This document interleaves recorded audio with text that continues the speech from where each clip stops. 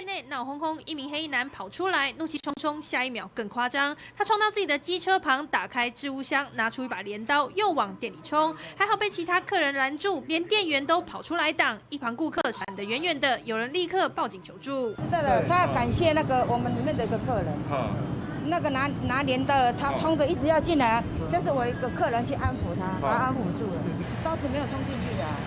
后来那个男生，我是说他要冲进来，我们的客人有出来跟他讲说，他就把他压抑住，我们就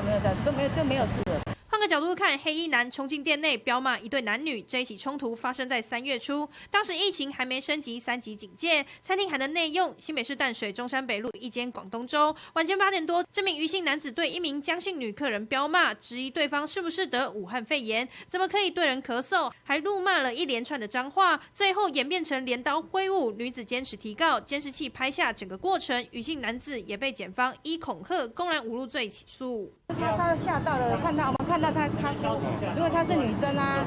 对不对？像那个女生，她都很害怕啊，害怕。我们当然不要说是我的客人啦，因为我们是站在，我又觉得说啊，能够安慰她，我就安慰她，就说你不用怕，不用怕啊。这名余姓男子不但动口，还动手，最后甚至亮刀威胁，最后惹得自己官司缠身。民事新闻张燕说，吴培佳新北市报道。